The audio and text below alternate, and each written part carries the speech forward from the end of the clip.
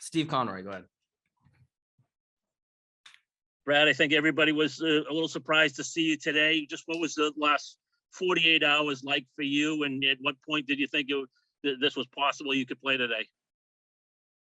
Yeah. It's been a little bit of a whirlwind. I didn't really expect to play today either. I just got to give our training staff a ton of credit.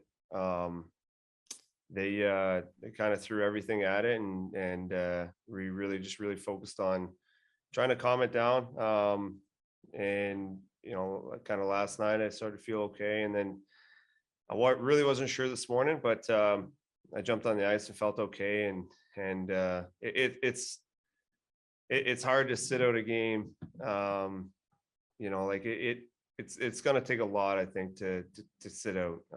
If you feel like you can play through it, it's always been part of the culture in this organization is, if you feel you can play, you got to battle through it. And you almost feel like you're letting the guys down if you sit out. And it's tough. It's a tough decision because the last thing you want to do is put the team at a disadvantage if I did get in and had to come out at some point in the game. So, I'm just more thankful that nothing bad happened tonight, and we had a big win. So it's great to be part of it. I mean, it's a treat to be part of this league and to play every night. Like I said, you don't want to ever miss a game. Thank you. Fluto. Brad, if you hadn't played, maybe Jake goes up to your spot, but you're in. He's on the third line. What caught your eye about the way that he was involved in both of those goals tonight? Yeah, I like when Jake's being physical. He's moving his feet. That's where he excels, is when he uses his speed. He's such a dynamic player, and I think at times he doesn't realize what he can create just by skating and moving his feet and getting on the forecheck. He doesn't always have to be overly physical, but his speed will create turnovers and opportunities for the teammates and for himself. And when he's skating, he's a very dangerous player. So the last couple of games, I mean, he was in on 2 big goals last game as well, and 2 tonight. So it'd be great if that continued. Jimmy Murphy, go ahead. Brad. Hey, bud. Just see that third line again tonight. They stepped up. You guys have been getting a lot of depth up front there, but just talk about the way they were just buzzing tonight. Yeah, they were all over it. Changed the game for us early on.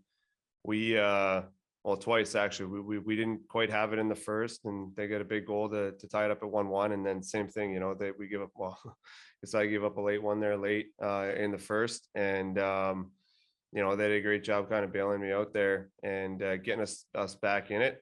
But they had a ton of other opportunities that really could have converted and changed the momentum in our favor. And I think that's why we're going well right now is each night we have a different line stepping up and creating energy or changing the momentum for our group. And it was their turn tonight. When CC's on his game, he's such a dominant player, and Steener's trying to find his game.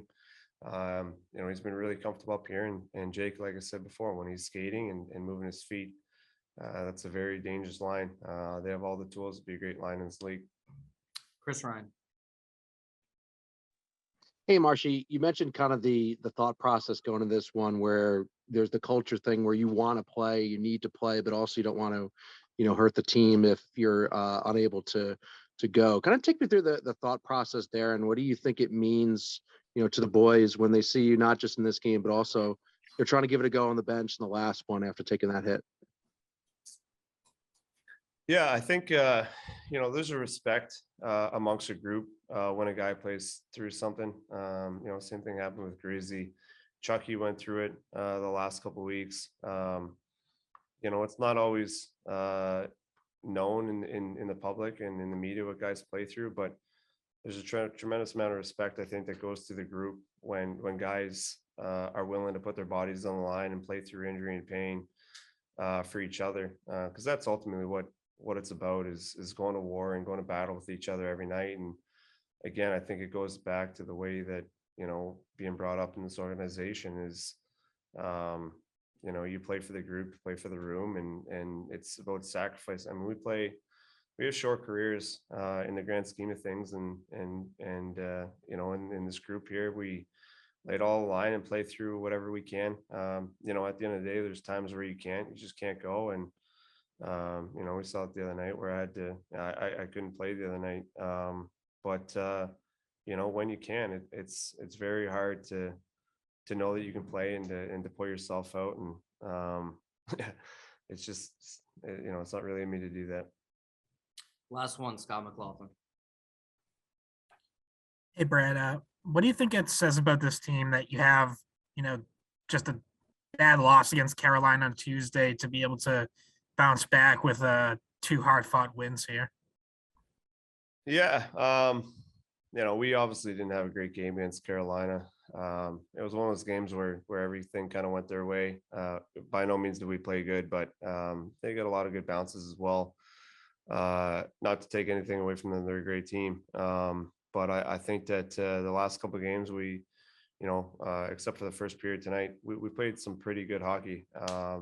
Boring at times, which is typically winning hockey for our group, and we've been resilient when things haven't really gone our way. We found ways to kind of battle back and respond in situations, and we're doing it by committee, which is what you need if you want to go deep into playoffs and you want to make a good run. And you know, hopefully we have that moving forward and it can continue.